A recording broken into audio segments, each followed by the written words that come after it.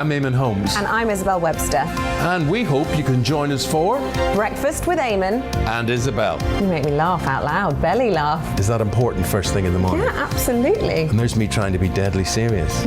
News is a serious business. Yeah, I have to rein you in sometimes. Well, it doesn't stop us laughing at it. It doesn't stop us having an opinion on what's going on. Yeah. And it certainly will not stop us reflecting what you think. Weekdays from 6 to 9:30 on GB News.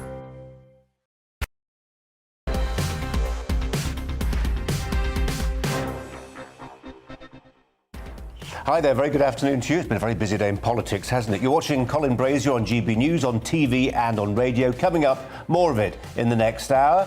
What was it like sitting in the House of Commons today as the Boris soap opera took that unexpected twist? Going to be talking to the Conservative MP Andrew Rosendale and Tim Stanley, the commentator. Also, will you be bothering with a mask from next Thursday as the legal requirement to wear one disappears? And the defibrillator delivered by drones. Is this the way to save lives in remote areas where it can take ambulances hours to reach? All those stories coming up and a bit more besides. But first, the news headlines with Tamsin.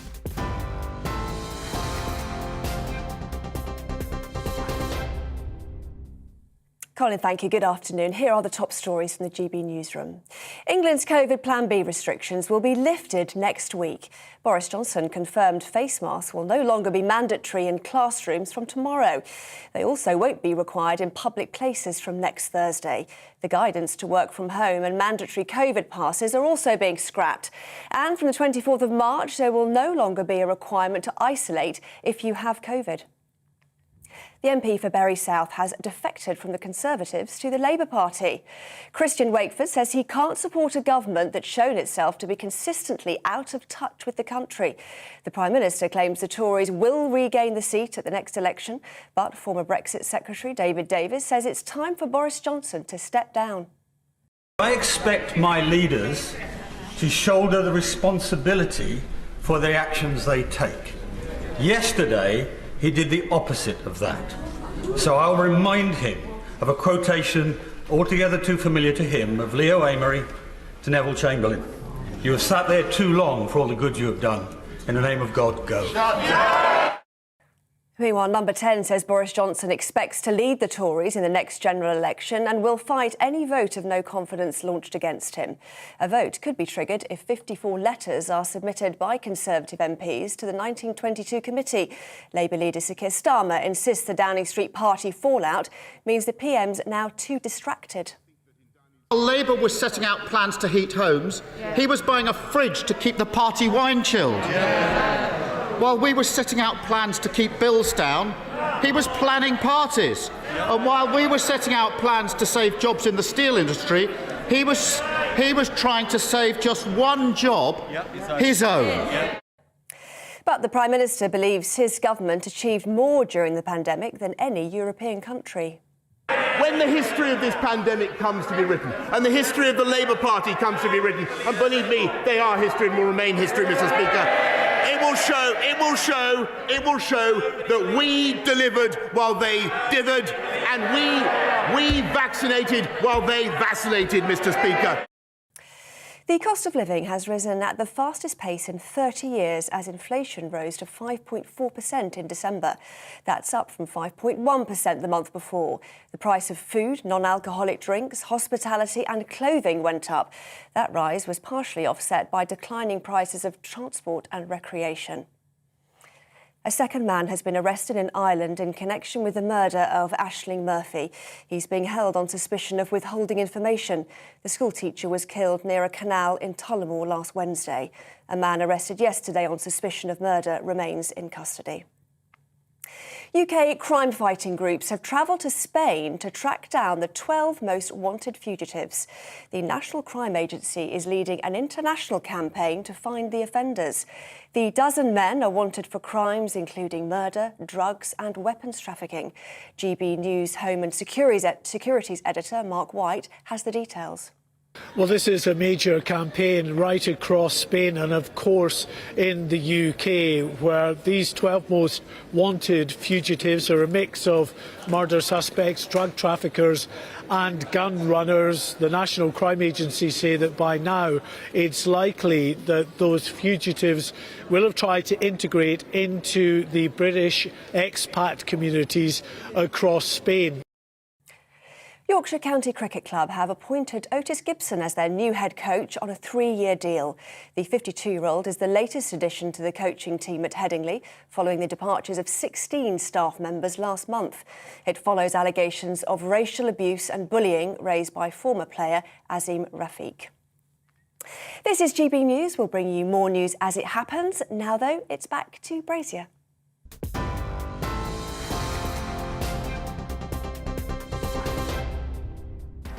Well, coming up in the next hour, the Health Secretary Sajid Javid will be explaining how COVID restrictions are being lifted in England. What does it mean? And we've just heard that maybe Sadiq Khan, London Mayor, will not be extending that rescinding of the ban, or we'll be keeping the masks on the tube. What do you think of that? We'll be talking to people who have a view, and strong ones too. Also, if David Davis is right and it's time for Boris to leave the stage, who should be our next Prime Minister? We'll get some runners and riders for you. Also, how will people grow food in a country where the soil is now covered in volcanic ash? I've been talking to somebody raising money for the people of Tonga.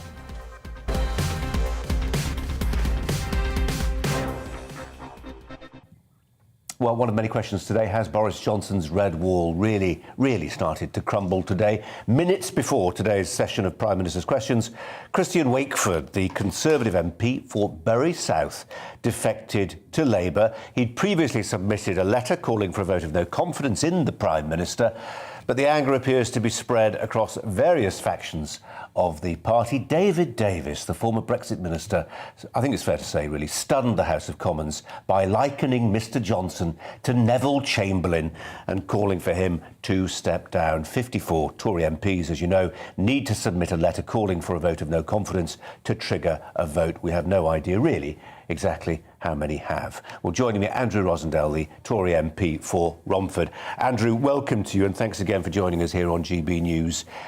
It was one of those PMQs, wasn't it? What did you make of the intervention from David Davis? Well, I am slightly puzzled and disappointed. David Davis left Theresa May's cabinet at the same time as Boris did to oppose the deal that she was coming up with over Brexit. They worked together to deliver Brexit. That's the whole purpose of the last election, to get Brexit done. Boris Johnson achieved that. He got us out of the European Union. He's also done an amazing job in Britain, really leading the world in vaccines and not going for extreme lockdowns that we've seen across Europe. And now we're seeing today with the announcements that we're at last getting out of this period of restrictions and hopefully getting life back to normal again. And that's what we need. So I think we need a Prime Minister who's going to get on with the job of running Britain, not actually talking about all these other things that are going on. I want Boris to do the job that he was elected to do. And all the plaudits that you heap at the Prime Minister's door there, I think it's fair to say David Davis prefaced his remarks with much the same of what you just said. Here is a Prime Minister who got Brexit done. Here is a Prime Minister who's handled COVID as well as could be handled, and actually some of the fruits of that are now being borne. However, when we look at the fact the MP for Bury South has defected to the Labour Party, when we look at the number of letters sent to the chair of the 1922 committee, or at least have a sense of how big his mailbag is, when we look at the polls suggesting that Labour's got a lead it's not enjoyed for years, people like David Davis look at the leadership and think, thanks, but no thanks anymore. Look, every Prime Minister goes through bad patches. I think if every time Mrs Thatcher went through a bad patch, she'd have resigned probably 50 times. So let's put things into perspective. Boris has a clear mandate. He has a strong majority. He has work to do. There is things that we need to do for our country. And I believe the British people ultimately want him to get on and do the job. Yes, they're angry about what may or may not have got on in number 10, and apologies need to be made and the truth needs to come out, but I think that we have bigger issues we need to tackle. The long-term future of our country is the most important thing, and frankly I don't understand, Christian Wakeford, how you can stand as a Conservative and suddenly overnight become a socialist. I don't get that. I worry why he's really done it, and I actually think that what he's done is probably going to unite the party rather than divide it. So I think he's made a big mistake in letting the people of Bury South down and turning what was a Conservative seat overnight into a Labour seat. I don't think they're going to wear that. Well, and we'll see there are those people who are pointing out who was one of those who felt that in circumstances like this there ought to be a by-election. But just coming back, Andrew Rosendale, if we can, to your point about Lady Thatcher, Margaret Thatcher, she stood for Thatcherism, or her set of values became known as Thatcherism. Johnsonianism?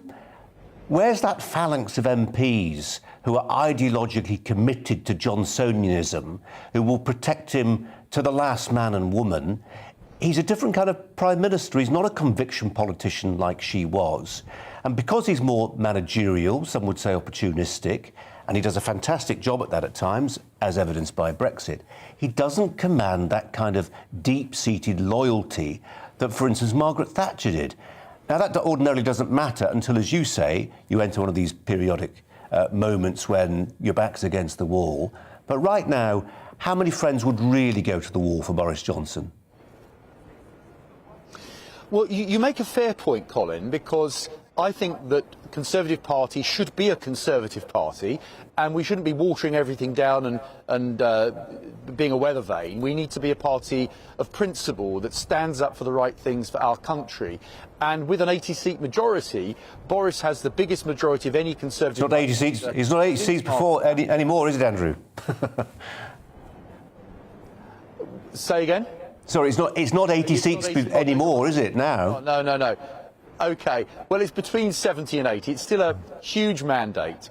And I think that he needs... The point you're making is right. He needs now to grasp all the issues that we said we'd tackle, like, for instance, immigration, the boats. This is a major issue in my constituency. People want control of immigration. We've promised it over and over again. We need to deliver on that. We need to get the national debt down. The national debt is too high. We've spent so much during the pandemic, and we need to get that sorted by getting the economy moving, by seizing the opportunities of Brexit. These are big issues that we need to face, and that's what the government should be focusing on. Andrew Rosendale is the Tory MP for Romford, with a friend in the background. We've had a few of those today. Andrew, thanks very much for your time. Appreciate it. Well, let's persist with this conversation. We're going to turn to the columnist at the Daily Telegraph's Tim Stanley. Tim, a very good afternoon to you. Well, let's start with PMQs. The political obsessives in our country can sometimes obsess too much about PMQs and what happens in the cockpit of the nation. But boy, oh boy, it was one of those days, wasn't it? It was almost painful to watch. The Prime Minister has become a human piñata.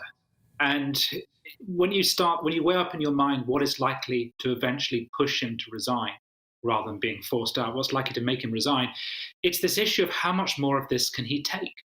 Be it the Beth Rigby interview the night before, in which he just kept hanging his head and looking upwards in that Princess Diana style that he does. I don't think I didn't know what was going on. I didn't rouse a party. I don't know how many more of those interviews he could take.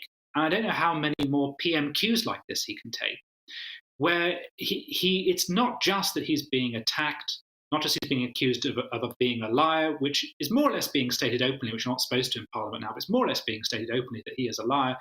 It's not just taking attacks by David Davis, it's not just taking the defections, it's that business can't move on. And every time a Tory MP steps up at PMQs to say something like, does the Prime Minister agree with me that this is the best country in the world and it's all thanks to him, it just feels silly. And it just feels like what it is, which is a lame attempt to distract from the fact that the Prime Minister's very character is on trial. If you can't move on from that, if you can never move on from that, no one lets you do it, that's the point at which Prime Ministers very seriously start to consider resignation. Yeah, and the problem is, I'm minded of that famous Dennis Healey quote, when in a hole, stop digging. You know, even in responding to David Davis, when the Prime Minister said, I don't recognise that Leo Amery quote. What? You wrote a book, a biography of Winston Churchill. How could you possibly not be aware of that quote? Of course he was relevant. Yeah, this is an example of the Boris style of going and sort of charming your way out of a corner. It doesn't really work in that setting, and it doesn't work again when it's that very style which is on trial. That's the problem. It's his character.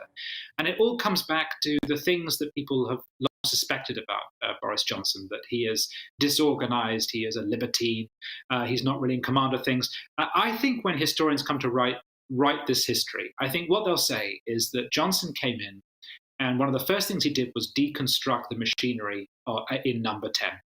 The plan was to get Dominic Cummings to then build an Apollo 10 style moon mission to replace it. But then they fell out, Cummings went, and the machinery was never rebuilt. And that's when you get chaos like this. There is no one in the hierarchy who said to him in May 2020, this mustn't happen. And there is no one in the hierarchy right now to say to him, here's what you should say at PMQs. And there is no one in the hierarchy to say to him, you should resign. He's got rid of anyone who could tell him what to do. And the problem is that right now someone needs to do that. And it's very difficult to see how this problem gets fixed without a hierarchy in place to take command and restore some order. Tim, in a word, I mean, we can talk about Cummings and the tragic irony from the Prime Minister's perspective that here is somebody who stood loyally by during the Barnard Castle dispute, who's knifed him repeatedly. We can talk about what many Tory backbenchers will consider to be the treachery of one of their own going over. But the truth is, it felt today like a Rubicon had been crossed. It felt today like, to adopt the language, the Churchillian language that was expressed at times, like the beginning of the end, an end game starting. Yeah, we keep thinking that he can pull this off because he's done it before, and also because there's a rhythm to the day, that you begin the day with things coming back together, and you start the day by thinking maybe he can survive. But then by the end of it, either there's a defection or there's an angry speech, or most importantly, there's another piece of evidence comes out that suggests he's not telling the truth. And that's the problem, is the narrative is out of his hands. The broadcast media somehow has a pipeline to embarrassing images and quotes and emails that it is drip feeding. I said he was like a human pinata. Well, to mix the metaphors, this is like Japanese water torture. Every day there is a new slice, right? Every day there's a new drip. It's out of his hands. And it's difficult to see that drip, drip, drip of scandal ending because one suspects it's true. Well, we'll find out, maybe. Tim Stanley, thanks very much indeed. Well, the athlete who carried the Olympic flag for Tonga has raised over £300,000 for his country as it struggles to cope with Saturday's massive volcanic eruption. Earlier today, I spoke with him about his fundraising campaign. I understand you've raised $400,000 through the GoFundMe website. Where will it go ultimately, and what are you trying to achieve? So the initial goal is to raise $1 million, and that represented the amount it would take to fix a school. So when we started the GoFundMe, it was started on the morning after the tsunami hit, and then now we're seeing the needs start to slowly trickle out of Tonga. Then the movement has been around things such as water security, food security. It's an absolute disaster, the amount of ash. We're looking at all the agriculture being destroyed, and that's our largest, that's something that's just come up in the last day. That's our largest source of income is agriculture. So I mean, it struck me, one of the features of this story was that, I mean, I've covered a few natural disasters over the years, but we've got used to this idea that the news comes out pretty quickly as to how bad the situation is. But because the volcanic ash affected the sat phones, because maybe undersea cables for the internet were severed by the eruption, that global connectivity that we're used to just wasn't there. Even now, we don't really know what's happened in the more remote communities. Yeah, it's only, and that's why I've been, doing my best, and a lot of people around the world have been doing their best to get the message out there. This is a country that got hit first by a volcanic eruption and then straight away by a tsunami. So, two major things, and then the communication gets shut down. Now we're starting to see, and I think that the world is kind of looking back now over their shoulder and like, hang on a second, this is a catastrophe. Well, it is catastrophe. I mean, when you think that the Peruvian coastline, 10,000 miles away, was hit and 2 people drowned, and Tonga's capital is 40 miles away from the eruption. And you know, I know it's not as straightforward as that, but even so, the proximity is terrifying. Yes, I believe it's 40 kilometers. I could be wrong, but there was a lot of coverage of the explosion, and this, when you look from a satellite, this big mushroom cloud. What you couldn't see is that there's a tiny country right in the middle of all that. And now we're now starting to see that what's starting to come out in the world is taking notice now. And in terms of your friends and family in Tonga, what do you know? So I heard today that our home over in Ha'apai, in the Ha'apai Islands, was spared. It's a 100-year home, and none of my family in that home were injured. There was mention that the waves had come through, but the foundation had stayed strong. So we were very happy with that. At this stage, I haven't heard from my father, but he was in Tonga Tapu at the time, so he was in the main island of Tonga. So there's just been a trickle of information coming out, and in the last, I think, 15 minutes, we see that one of the network carriers has 2G. So apparently we can call in to that, whoever's on that network, which is some people.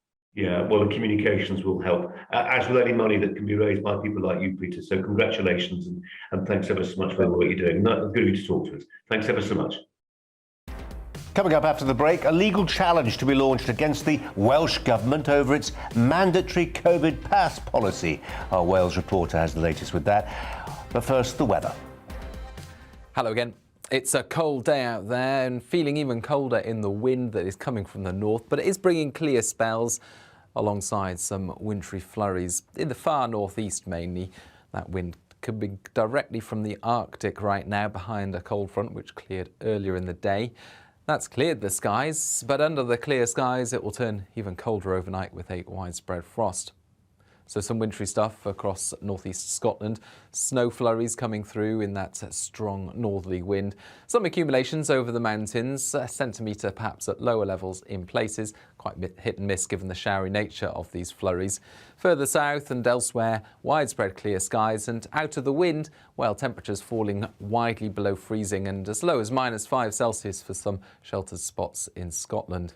So a freezing start to Thursday, but a bright start. Plenty of sunshine first thing. Temperatures slowly getting above 0 through the morning.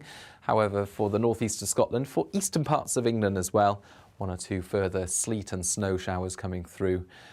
They'll eventually die away. And then for most, it's a fine afternoon. Plenty of bright winter sunshine, but feeling cold, particularly in the wind in the north and the east. The wind eases and slowly changes direction during Thursday night, but we keep the clear skies, and under those clear skies, widely once again, frosty conditions forming. The most widespread and penetrating frost this time in the south and the east, with temperatures in some rural parts below -4 or -5 degrees. The coldest night of the year so far in some southern parts of the country.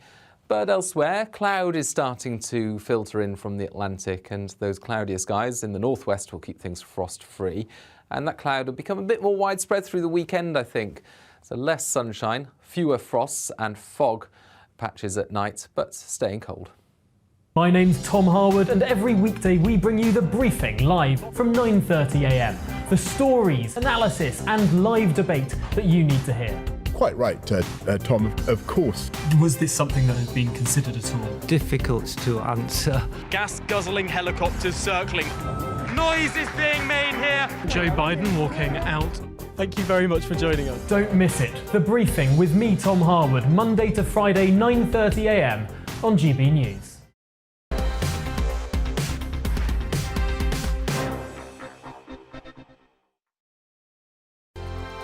Hello there, I'm Eamon. And I'm Isabel. And you're watching the GB News digital stream across the United Kingdom. And around the world. If you're here in the UK, you can also watch us on your TV screen. GB News is Freeview channel 236. On Sky, we're channel 515. 626 on Virgin Media. Just remember, you might need to retune your TV to watch the channel. Yeah, and if you are doing that, find out more about retuning by going to gbnews.uk. Join my show Farage, 7 p.m. till 8 p.m. Monday through Thursday, and there you will get opinion, analysis, debate, and I'll cover stories that nobody else dares to touch.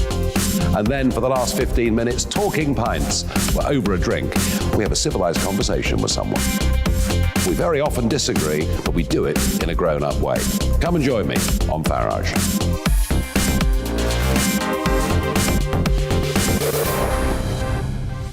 I'm Dan Wootton. Join me Monday to Thursday from 9 to 11 for the feistiest and most fun news debate on TV, where free speech reigns. I'll bring you a sharp take on the day's biggest stories, bombshell newsmaker interviews, and A-list guests.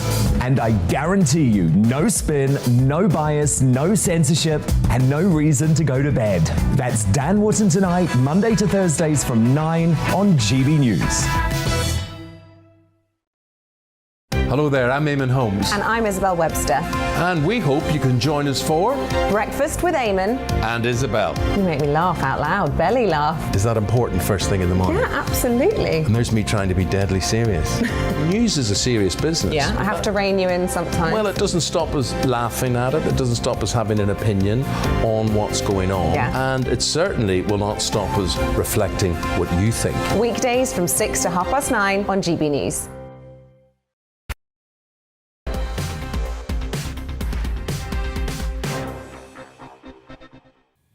If you're wondering what's going to happen to COVID restrictions, at least in England, stay tuned, because at the top of the hour, Sajid Javid, Health Secretary, will be outlining what the plan is likely to be and what is likely to change and not to change. Meanwhile, a legal challenge is to be launched against the Welsh Government over its mandatory COVID pass policy. Some civil liberties campaign groups, including Big Brother Watch, seeking a judicial review of the scheme, which it said is draconian, discriminatory and pointless. Let's turn to our Wales reporter, Lily Hewitson, who has more on this. Lily. Yes, good afternoon, Colin. That is the case. And the Welsh Government initially said that COVID passes were brought in to keep businesses open here in Wales. But of course, over the Christmas period, we've seen that that isn't the case at all. Nightclubs were closed, and as well as businesses like theatres, like the one behind me, had to make things a little bit more stricter within the sector because of the increase in social distancing measures which were placed upon them over the Christmas period because of the rise of Omicron cases here. Now, the Big Brother Watch launching the legal challenge against the COVID pass policy, as they say passes don't stand up to scrutiny, and they want full disclosure of documents and information that were given to ministers when they were making the decision originally. Now, COVID passes were originally used here in Wales at large-scale music events last summer, and they then became mandatory in October. Since then, people here in Wales have had to show their COVID pass in order to verify their vaccination status or their lateral flow status, and since then people have had to show that in order to gain access into places like cinemas, theatres, sports events and large events in general here in Wales. Now, the big scrutiny of Welsh Government is the fact that these COVID passes haven't stopped businesses from being shut, which is what people here are particularly concerned about. Of course, nightclubs were closed over the festive period and fans have been stopped from going to sports events until Friday from Boxing Day. So people are really starting to consider, you know, what is the purpose of these passes? Now, the director of Big Brother Watch says if COVID passes have no noticeable effect on public health here in Wales, then there's simply no justification for them.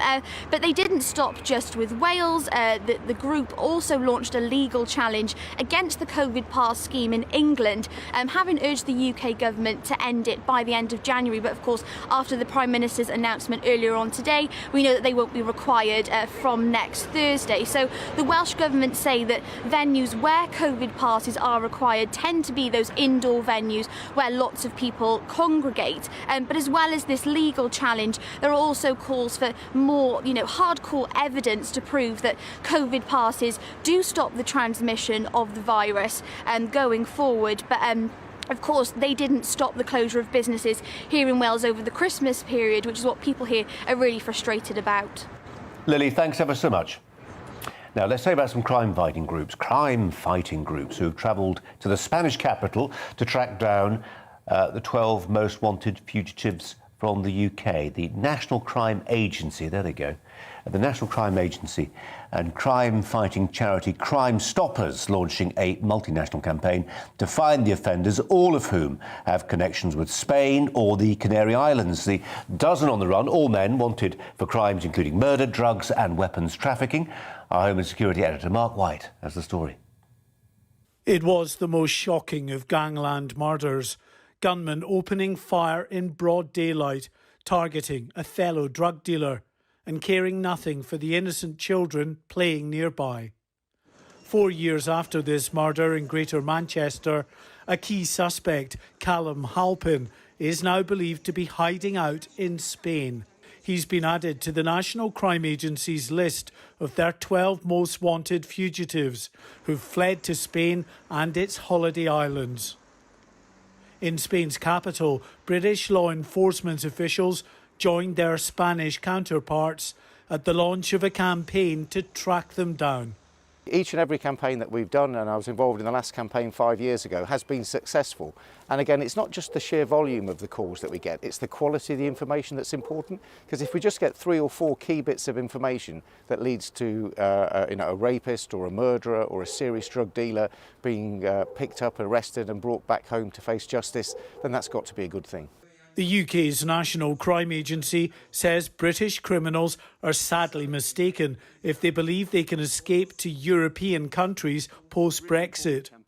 Partnerships with the likes of Spain have ensured law enforcement agencies in both countries still have a close working relationship. The processes for sharing information are slightly different, but the impact is just the same. We have a great relationship with the Spanish authorities. The new measures that came in post the EU exit are working well here in Spain. And the proof of that is that last year 25 people were arrested and returned back to the UK. 2 years ago, this quiet road in Roydon in Essex was sealed off as police dealt with the aftermath of a fatal drive-by shooting.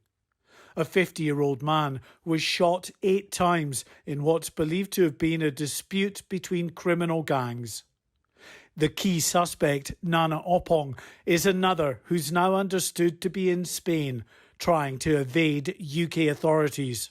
The National Crime Agencies say that their 12 most wanted fugitives will by now have tried to integrate into British expat communities across Spain. And many will have returned to criminal activities. So it's up to Brits abroad, say the NCA, to try to identify the criminals among them.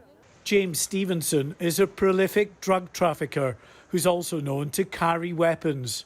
He's wanted, most recently, in relation to the attempted importation of more than a ton of cocaine.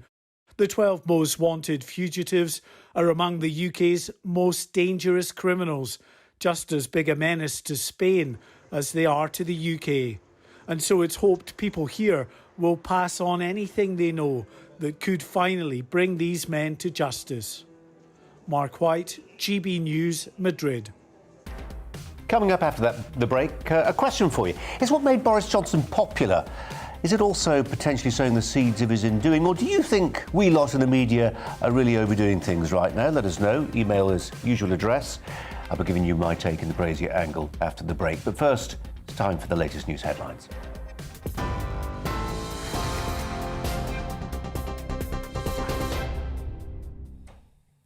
It's 4:33. I'm Tamsin Roberts in the GB newsroom. England's coronavirus Plan B restrictions will be lifted next week. The Prime Minister confirmed face masks will no longer be mandatory in classrooms from tomorrow. From next Thursday, they won't be required in public places either. The guidance to work from home and mandatory COVID passes are also being scrapped. Labour leader Sir Keir Starmer has welcomed the MP for Bury South after he defected from the Conservative Party. Christian Wakeford says his former party is trying to defend the indefensible and doing so gladly over what he calls far too many issues.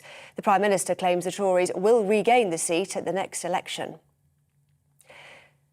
Meanwhile, Number 10 says Boris Johnson expects to lead the Tories in the next general election. The Prime Minister intends to fight any vote of no confidence launched against him. A vote could be triggered if 54 letters are submitted by Conservative MPs to the 1922 committee. The cost of living has risen at the fastest pace in 30 years as inflation rose to 5.4% in December. That's up from 5.1% the month before.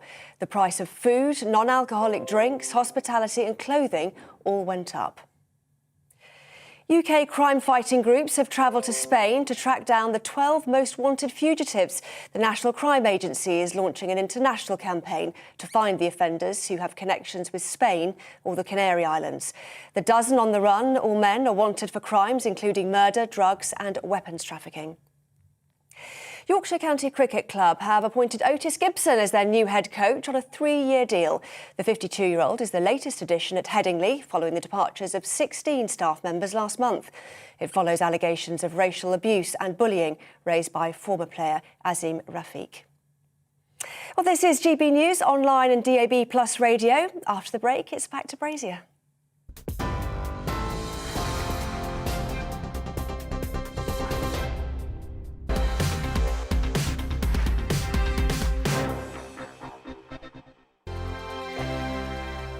Hello there, I'm Eamon. And I'm Isabel. And you're watching the GB News digital stream across the United Kingdom. And around the world. If you're here in the UK, you can also watch us on your TV screen. GB News is Freeview channel 236. On Sky, we're channel 515. 626 on Virgin Media. Just remember, you might need to retune your TV to watch the channel. Yeah, and if you are doing that, find out more about retuning by going to gbnews.uk. Join my show Farage, 7 p.m. till 8 p.m. Monday through Thursday. And there you will get opinion, analysis, debate, and I'll cover stories that nobody else dares to touch. And then for the last 15 minutes, talking pints. We're over a drink. We have a civilised conversation with someone. We very often disagree, but we do it in a grown-up way. Come and join me on Farage.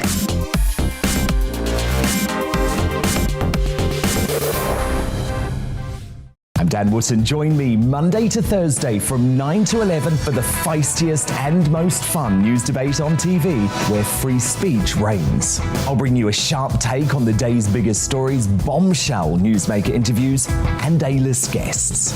And I guarantee you, no spin, no bias, no censorship, and no reason to go to bed. That's Dan Wootton tonight, Monday to Thursdays from 9 on GB News. Hello there, I'm Eamon Holmes. And I'm Isabel Webster. And we hope you can join us for Breakfast with Eamon and Isabel. You make me laugh out loud, belly laugh. Is that important first thing in the morning? Yeah, absolutely. And there's me trying to be deadly serious.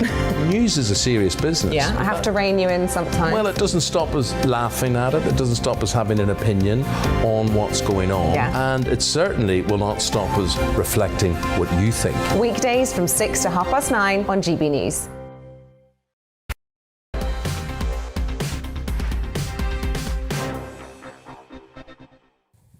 Hi there, you're watching me, Colin Brazier, on GB News, on TV and on radio. Time for a personal view now. It's the Brazier angle.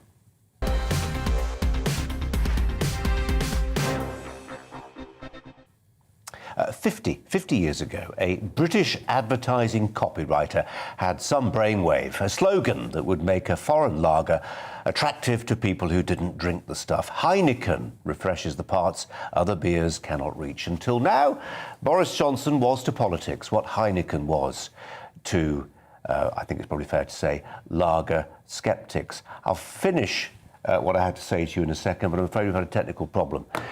So I can't. So I wonder if we can possibly go to our two... No, we're going to have a reflection on what's happened so far today in Parliament. Let's see if we can pull that up for you now. Thank you, Mr. Speaker. Like many on these benches, I spent weeks and months defending the Prime Minister against often angry constituents. I've reminded them of his success in delivering Brexit and on the vaccine and many other things. But I expect my leaders to shoulder the responsibility for the actions they take. Yesterday, he did the opposite of that. So I'll remind him of a quotation altogether too familiar to him of Leo Amery to Neville Chamberlain. You have sat there too long for all the good you have done. In the name of God, go. Well, that was one of those moments, I think we can all agree, of parliamentary theatrics which will live long in the memory, certainly for the people who were there in the chamber. Let's turn to a former Tory MEP and MP, Nurj Deva, and the North Tyneside Conservative councillor, Lewis Bartoli. I'm guessing who were both, if they didn't see it live, have certainly reviewed the clips from Parliament today in PMQs and are going to reflect on what it means for the party with me now. Nurj Deva, let's start with you if we may. Was it one of those potentially sort of politically earth-shattering days, or a little bit of froth that gets Westminster correspondents terribly excited but doesn't mean that much historically? Colin, we got to get a grip. We have gone through a very difficult period in our history. We've had Brexit, we've had all the negotiations, we had all the problems of Brexit now, and then we had COVID. It was like the Second World War. I remember reading Jock Colville's memoirs, where the Prime Minister woke up and had a glass of brandy and a cigar and lay in bed for a couple of hours dictating missives and memos to his people, whatever he had to do. And then he came down in his home at number 10 Downing Street.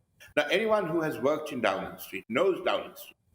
The current Downing Street has 200 people in this decrepit old building, working cheek by jowl. So what is a party and what is an office? And what is the problem in getting people out into the garden for a while to give them some fresh air? If you have worked in Downing or been there and seen how they work, and through the COVID experience, they worked extremely hard, assiduously, like the NHS did, like our nurses did, like our doctors, to prevent it getting worse. We need to get a grip and perspective. OK. Lewis Bartoli, do you share that view? Are you willing to be sympathetic and understanding that it's a big building, things happen without necessarily prime ministerial oversight, or do you agree instead with those on the backbenches today? Lewis Bartoli, sorry, Nurj, we're just going to move this on to Lewis Bartoli if we can, for a perspective from North Tyneside. Lewis, do you take a sympathetic view, or is it, in your opinion, time for the Prime Minister, as David Davis suggests, to move on? I would love to agree with Mr. Deva. I would love it if the truth were that the Prime Minister could genuinely excuse his actions by perhaps it's a big building and I didn't really know what was going on. But I think that's treating the British public perhaps as fools.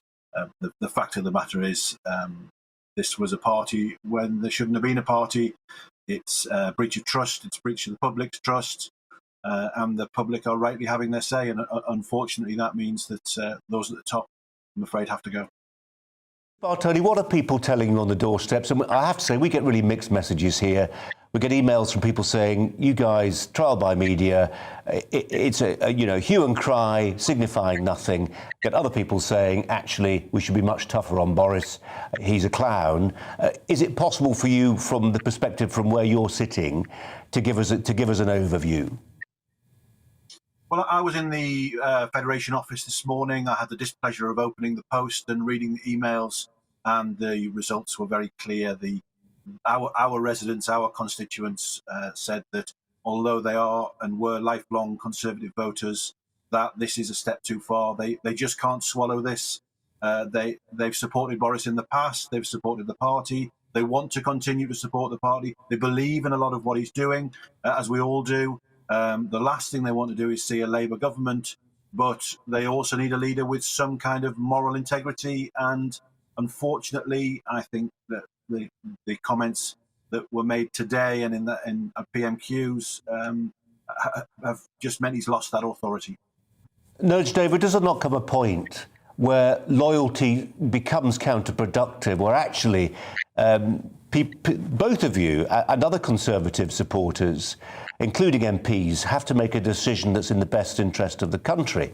And when, as now is the case, the Conservatives are 10 points behind Labour in the polls, they've got to take some radical surgery. No, we are a representative democracy. We elect MPs for a period of 5 years to do what is best with their conscience. We are not a referendum party where every couple of weeks the local referendum dictates what the MP should do. If you want to change the constitution, fine, let's go ahead and do that. But as long as, at the moment, what we are is a representative democracy. We have a thumping majority in the House of Commons. We have a job to do. The Prime Minister has delivered a lot under the most excruciating circumstances. He had COVID, he was ill, he had to go through a huge issue with, he got married, he had children, he lived in his house and there were 200 people coming in and out of your home. And then you are accused of giving a drink to your workers or taking them out to the garden. It is nonsense. I mean, I've been talking to other prime ministers around the world who are my friends, and they're asking me whether we've gone mad. We have a job to do. We got to get a balance. We got to get a grip. We've done this before, and we, as Conservative, I will say, we've done this before, and we spent 20 years in the wilderness when we assassinated Margaret Thatcher. We become an incredibly intolerant country. It's not the country that I love. It's become spiteful. Lewis Bartoli, just to turn this back to the red wall position, I mean, Boris Johnson was very careful to make the case that as far as he was concerned, the red wall, the voters, their lifelong Labour voters in the industrial heartlands were loaning their votes to the Conservatives.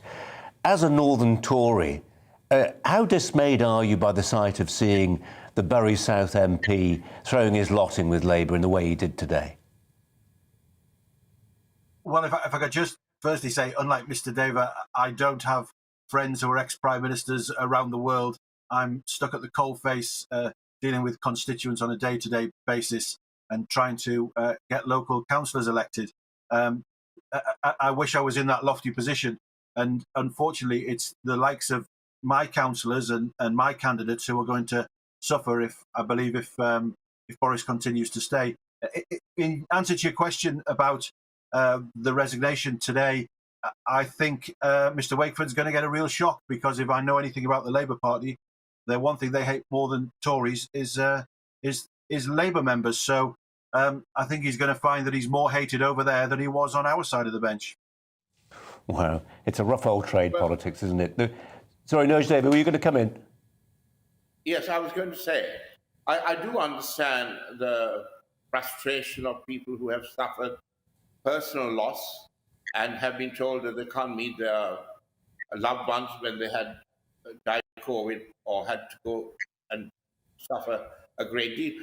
That I understand, and we all understand that. But we also need to understand the working conditions of a man who's just steering the nation's ship from what you may think is a luxury building, but Downing Street is not. And then you pack 200 people in there, coming in and out all the time, doing things. It is not what you and I would say is you won't tolerate it in your own home. So we need to give some space and understand the constraints and the difficulties through which Noj David, we're trying to understand, and we'll see if Sue Gray does next week. Noj David and Lewis Bartoli, thanks both very much indeed. Two Conservative voices there reflecting on Prime Minister's questions and the woes that seem to currently be gripping the Conservative Party. Thanks both.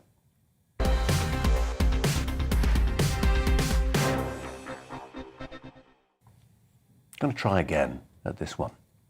50 years ago, a British advertising copywriter had a brainwave, a slogan that would make a foreign lager attractive to people who didn't drink the stuff. Heineken refreshes the parts other beers cannot reach. Until now, Boris Johnson was to politics what Heineken was to lager skeptics, a politician who could reach the parts that others couldn't. He's been an enigma Two political obsessives who couldn't understand what all the fuss was about. What was the attraction? Well, it's just a guess, but I think it might be because he wasn't a political obsessive. His life was summed up in a picture taken just before he became Prime Minister.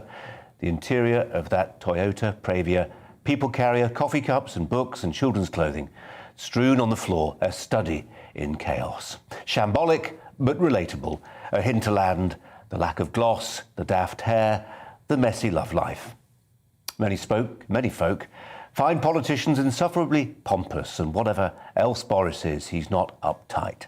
Like Trump, he has a knack of making people laugh, sometimes at him, not with him, but laugh nonetheless. Once inside Downing Street, the soap opera persisted.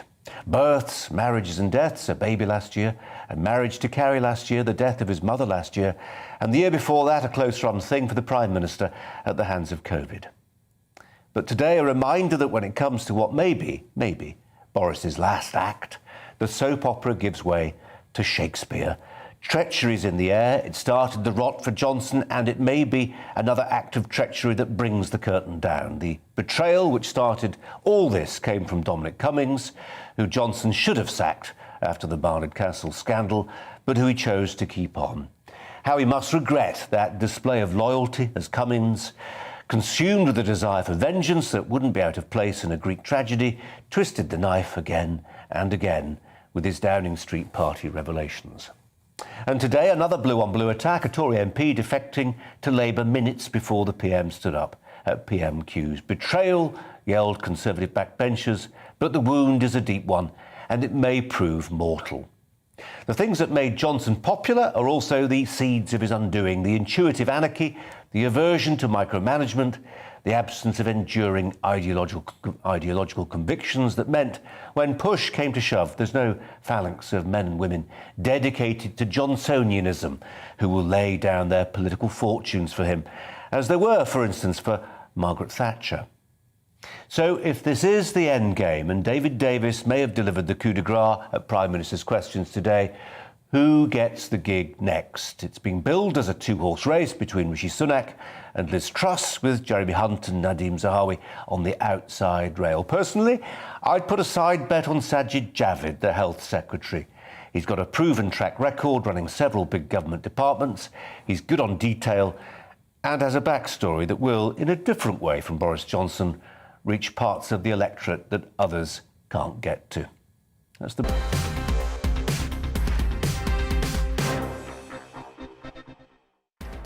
After the break, something really different. A drone carrying a defibrillator has saved the life of an elderly man suffering a cardiac arrest. Going to be speaking with the head of a drone manufacturing company to see how much drones can help us. First, though, it's time for the weather. Hello again. It's a cold day out there and feeling even colder in the wind that is coming from the north, but it is bringing clear spells alongside some wintry flurries in the far northeast mainly. That wind could be directly from the Arctic right now behind a cold front which cleared earlier in the day. That's cleared the skies, but under the clear skies it will turn even colder overnight with a widespread frost. So some wintry stuff across northeast Scotland, snow flurries coming through in that strong northerly wind. Some accumulations over the mountains, a centimetre perhaps at lower levels in places, quite hit and miss given the showery nature of these flurries. Further south and elsewhere, widespread clear skies, and out of the wind, well, temperatures falling widely below freezing and as low as -5 Celsius for some sheltered spots in Scotland. So a freezing start to Thursday, but a bright start. Plenty of sunshine first thing. Temperatures slowly getting above zero through the morning. However, for the northeast of Scotland, for eastern parts of England as well, 1 or 2 further sleet and snow showers coming through. They'll eventually die away. And then for most, it's a fine afternoon. Plenty of bright winter sunshine, but feeling cold, particularly in the wind in the north and the east. The wind eases and slowly changes direction during Thursday night, but we keep the clear skies, and under those clear skies, widely once again, frosty conditions forming. The most widespread and penetrating frost, this time in the south and the east, with temperatures in some rural parts below -4 or -5 degrees. The coldest night of the year so far in some southern parts of the country. But elsewhere, cloud is starting to filter in from the Atlantic, and those cloudier skies in the northwest will keep things frost-free. And that cloud will become a bit more widespread through the weekend, I think. So less sunshine, fewer frosts and fog patches at night, but staying cold. Join me, Nana Akua, on Fridays, Saturdays and Sunday afternoons here on GB News. Expect fiery debate and passionate discussion as my panel and I take on some of the top stories hitting the headlines. You can look up the statistics. No, you look it up. I hug everyone I We learn from it and try and move on. That's it. Opinion is at the heart of the show. It's a place for open and frank conversation, but without the fear of cancellation. So join me here on GB News on Friday, Saturday and Sunday afternoons between 4 and 6 p.m.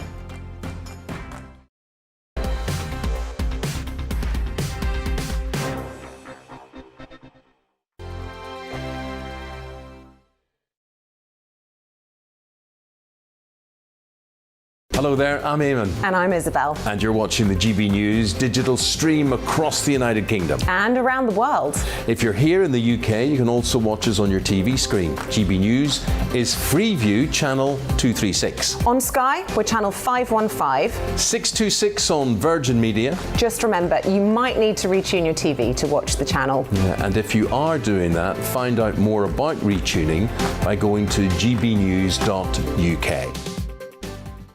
Join my show Farage, 7 p.m. till 8 p.m. Monday through Thursday. And there you will get opinion, analysis, debate, and I'll cover stories that nobody else dares to touch. And then for the last 15 minutes, talking pints. We're over a drink. We have a civilized conversation with someone. We very often disagree, but we do it in a grown-up way. Come and join me on Farage.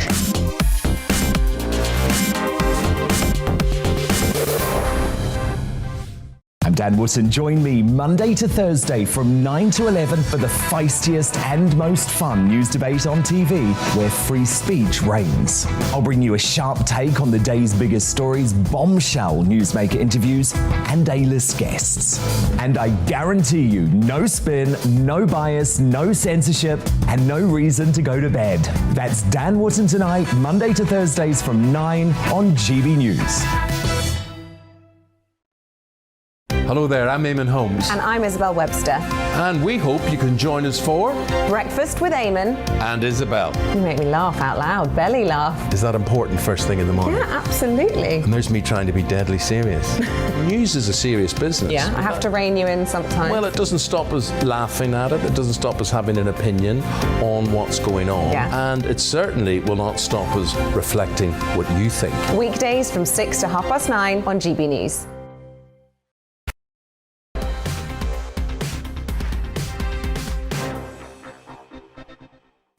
We'll be talking drones in just a second, but just a word with regards to what's happening with the migration situation. A lot's been said. Only yesterday, in fact, we talked to a former head of the border force who said you won't get to solve that problem until you get some kind of agreement between UK, France, between Paris and London. The French President, Emmanuel Macron, has been speaking in Strasbourg today. The French are about to take up presidency of that rotating 6-month-long presidency of the European Union. And he said things will only begin to be solved unless the UK changes its policies. Maybe a little bit of tough talk, this from Emmanuel Macron, ahead of those French presidential elections in April. He's been speaking to the European Parliament. He said that there needed to be, quote, legal and stable routes for people to be able to migrate lawfully to the UK, and he's likened the British government's current approach to that used in the 1980s, and I don't think he means that in a particularly complimentary way. So he seems to be saying that if there is a problem in the Channel, and we know that yesterday, speculation, we could be looking at 60,000 plus people crossing the Channel illegally in small boats this year, then it's a problem that the British need to solve by perhaps being a bit more welcoming to lawful migration. We'll try and debate that later on, I'm sure. Now, a drone carrying a defibrillator has saved the life of an elderly man suffering from cardiac arrest in the city of Trollhättan. It's in Sweden. The city has a partnership with a Swedish company. It's called Everdrone, who, after a quick call to the emergency services, deployed this life-saving drone, as they're calling it, within minutes. Ambulance response times often slow to help a cardiac arrest patient, and the question, therefore, could this type of getting a defibrillator to somebody in trouble be a lifesaver? Let's turn to Phil Binks, Head of Air Traffic Management at Altitude Angel. Well, Phil, thanks for joining us. I mean, just take us through some of the parameters here, the distance, who controls it, the speed of the thing. I mean, alacrity is all. Somebody's having a cardiac arrest. They need help quickly. If they live somewhere remote and out of the way, maybe a drone is the answer. Oh, yeah, good afternoon. Thanks for inviting me to come along to speak today. You've just named some of the key problems that we're facing here, but also some of the key objectives that we're trying to reach and trying to achieve. So if you're in a remote area and the comms links, the road networks are very, very poor, or even if you're in an urban environment and it could be you have a heart attack in the middle of a rush hour period, trying to get life-saving material or life-saving medicines to you is extremely difficult. And of course, this is where we can take advantage of drones and drone technologies. We've got some very, very clever bits of kit now which can carry some really, really good life-saving equipment, as we've seen in Sweden. And it's just a fantastic opportunity to demonstrate how drones can bring societal benefits. Do they need to always be remotely controlled, Phil, or can they work via GPS to be sent to a given destination? So that's a really good question. So we got this thing, the reason why it's so difficult to achieve at the moment, you have this thing called beyond visual line of sight operations. So how do you control a drone on the ground when you can't actually see the drone itself? So the key to that is you need to there needs to be an element of automation. So you program the route into the drone, and off the drone goes to its destination. But of course, then there are other people or other aircraft using that airspace. So there needs to be some form of traffic management that takes place to make sure that drone isn't being a hazard to other airspace users. And this is where Altitude Angel comes in. This is what we develop. We're world leaders in developing systems, what we call unmanned traffic management systems, to enable BVLOS, beyond visual line of sight, drone operations to take place. And in fact, we're just kicking off a project this year which will do that very job. And we're linking towns and cities, hospitals to other hospitals to enable drones to take traffic off the roads and support things like the NHS, other blue light services and other industries. Phil Binks, look, thanks ever so much for chatting to us about that. It does feel like drones are going to play an ever greater part in everyday life, don't they? Phil Binks, thanks very much indeed. In terms of everyday life, what's going to change with regards to COVID regulations? Sajid Javid, the Health Secretary, about to take to his feet in the House of Commons, will cross straight away over there. It's 5 o'clock.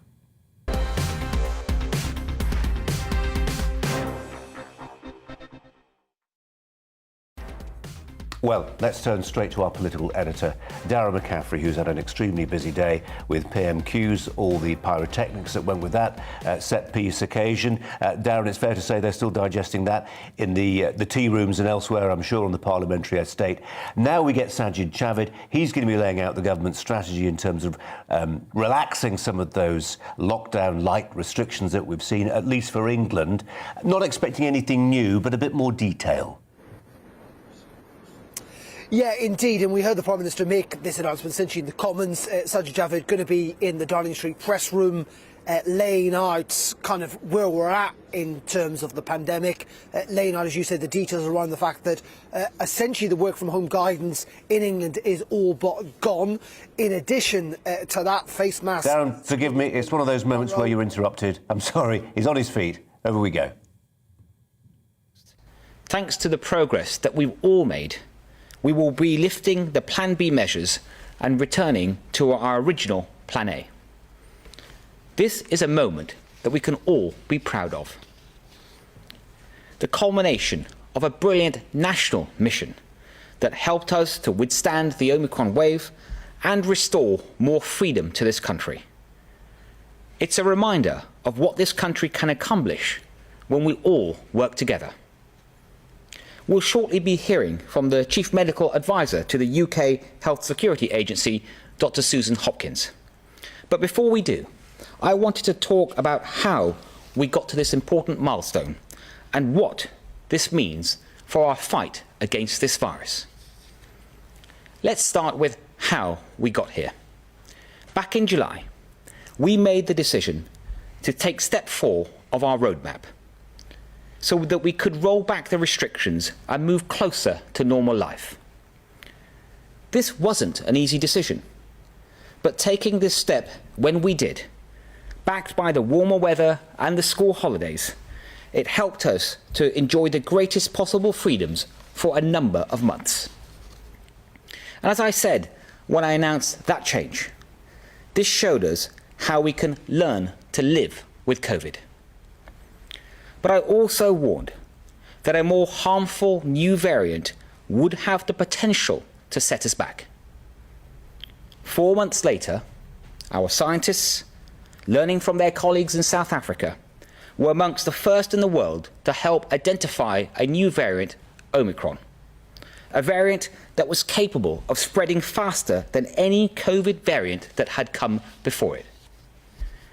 Spurred by this new transmissible variant, case numbers rose to record levels, and incredibly, over a third of the UK's total number of confirmed COVID-19 cases happened over the last 8 weeks. There was a lot we didn't know about Omicron, but we did know that we were in a stronger position than the previous winter, thanks to that decision to open up in the summer and to the solid defences that we've built up over time. So we decided not to return to the lockdown measures as many countries in Europe have, because I've always been extremely conscious of the impact that blanket restrictions can have, for instance on jobs, on education, on mental health. Instead, we pursued a different path, one that allowed us to take a balanced and proportionate approach. We put in place the Plan B contingency measures that were set out in the autumn and winter plan. These measures left us with far fewer restrictions than most in Europe, and they bought us valuable time. Time that we could use to assess the Omicron variant and reinforce this country's pharmaceutical defences. Since we announced Plan B, 15 million people have stepped forward to get their boosters. We've smashed records again and again, including a record 1.06 million UK vaccinations in a single day. We've also massively expanded our capacity for testing, and we expect to have some 400 million lateral flow tests available this month alone. That's quadruple our pre-Omicron plans. On top of this, we've secured even more antivirals and treatments and deployed them directly to those people with the highest risk. Thanks to this huge collective effort, we're more boosted than any large country in Europe. We've created the largest testing program of any country in Europe, and we've procured more antivirals than any country in Europe. That's why we are the most open country in Europe, and today we've announced plans to go even further. Our plan was to use the time that Plan B gave us to give ourselves extra power in our fight against Omicron. This plan has worked, and the data shows that Omicron is in retreat. Today's ONS data shows a fall in infections, including in older age groups. Hospitalizations have also fallen over the past week, and the number of patients, COVID patients, in intensive care beds is now at the same level as it was back in July. I've always said that we would open up the country as soon as the data supports it. And earlier today, that's why we announced 3 important changes as part of our return to Plan A. First, starting immediately, the government is ending the guidance on working from home. And I know that many people have already started talking to their employers about making arrangements to return safely to work. Second, from the start of next Thursday, mandatory certification based on vaccines and tests will end. But of course, organisations can still choose to use the NHS COVID Pass voluntarily. Third, also starting next Thursday, we'll no longer legally mandate the wearing of face masks.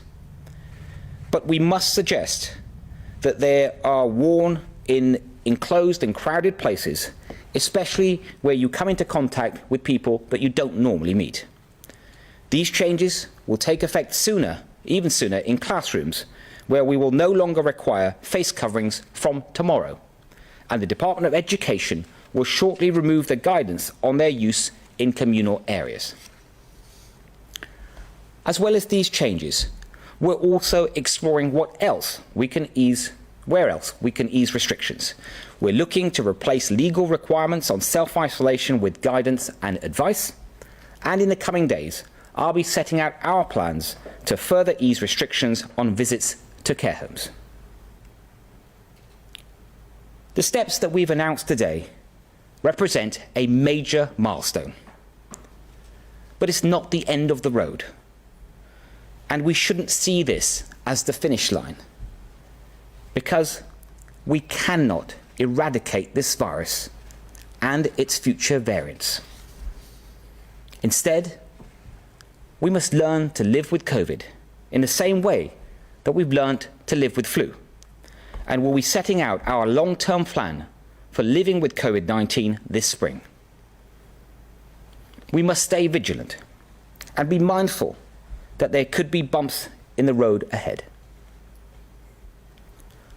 Although we've worked hard to make sure that the NHS will be ready and resilient, building Nightingale surge hubs and signing new deals with the independent sector, it is still facing significant pressure this winter.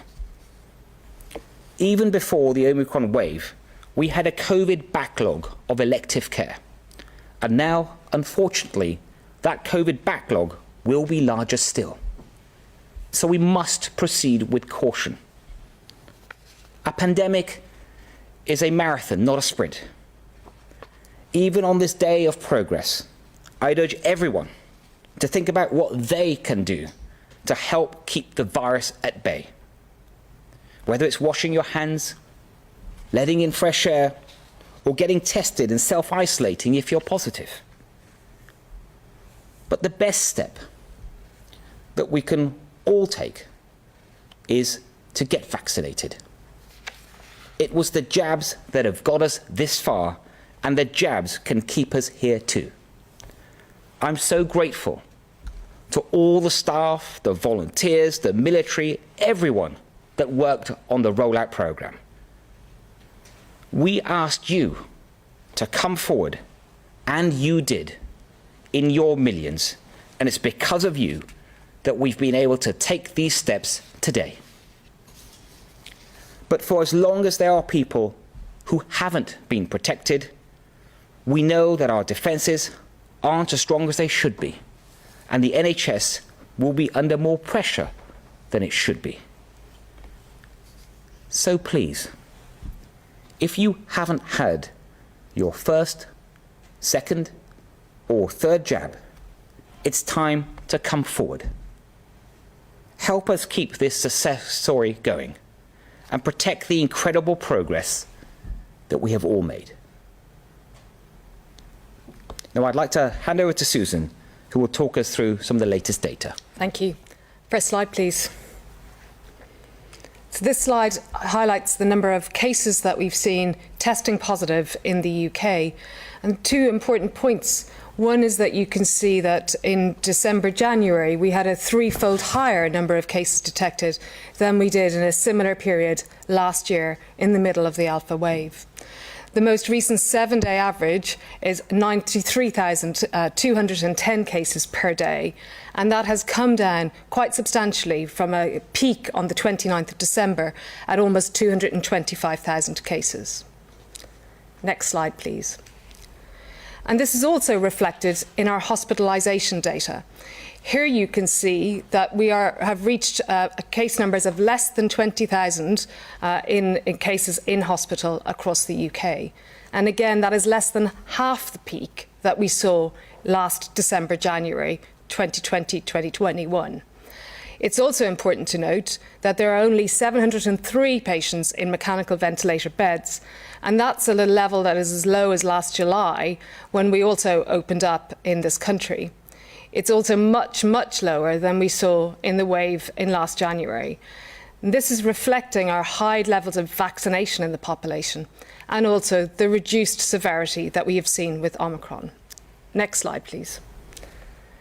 And here you show the amazing progress that we have made, with 52 million people who having received their first dose, more than 48 million people on their second dose, and 36.6 having received their booster or third dose.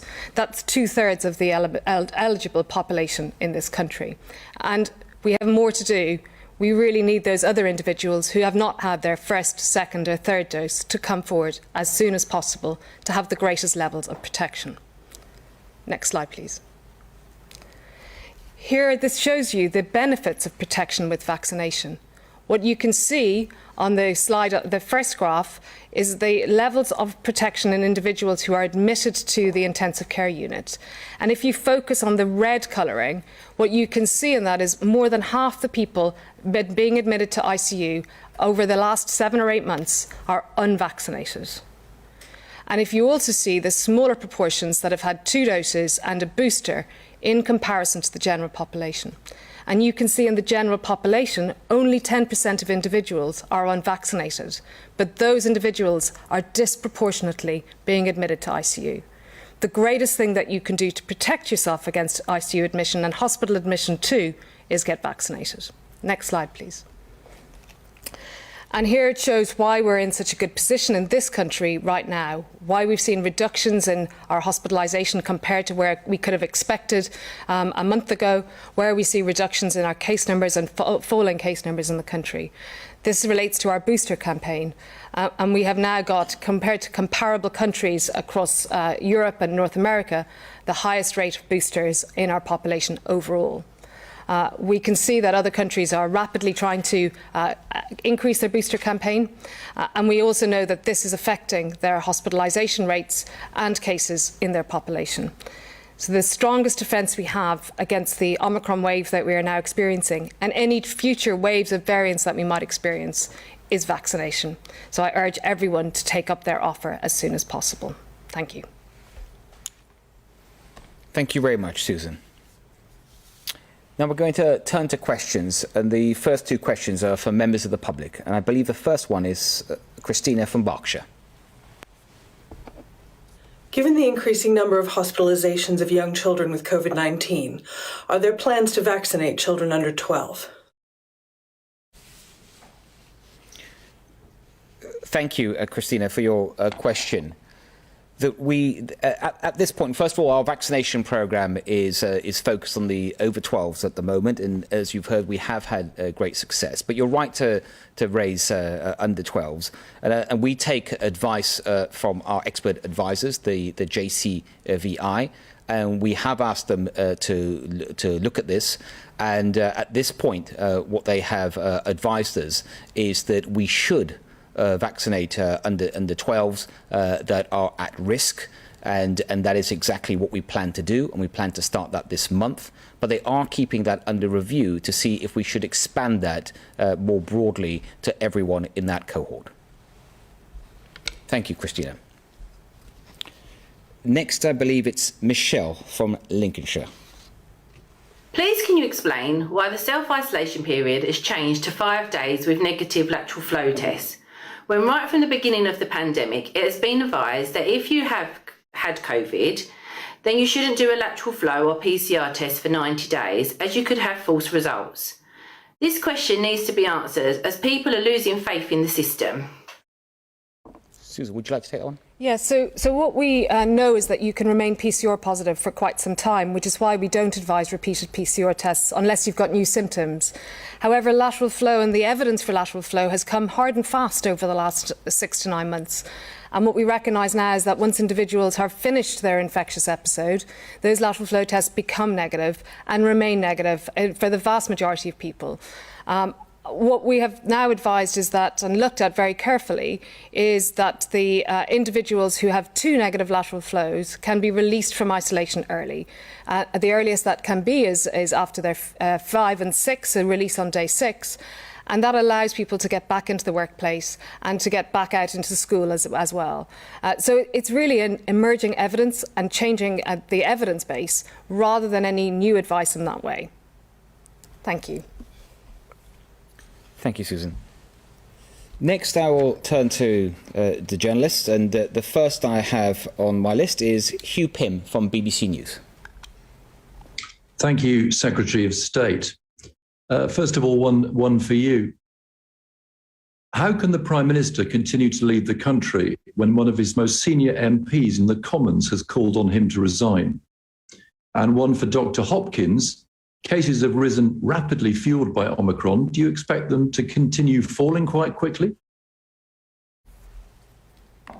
So thank you, Hugh. I was with the Prime Minister today in Parliament when he set out our response to COVID, and there was a huge amount of support for what he set out, and anyone could, I think, see that whether you're in Parliament or watching. And obviously, what we've seen in the last few weeks and what we've been seeing, whether it's in our newspapers, on the BBC or elsewhere, it's caused a lot of pain and anger. And I, of course, like anyone else, I absolutely understand that.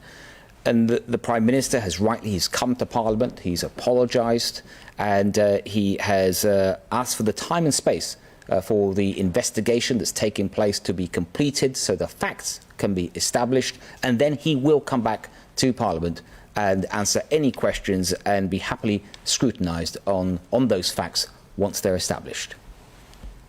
Thank you. On the cases falling, so we've seen cases fall now for the last 2 weeks, and that is good news, and actually they're starting to fall all across the country in all regions. There is, of course, some age differences. Some age groups are seeing plateaus or some still slight rises.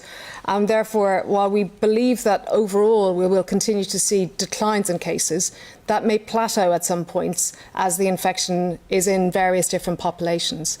It's very hard to see beyond 2 to 3 weeks, and clearly the biggest change that's going to happen is people's behaviour.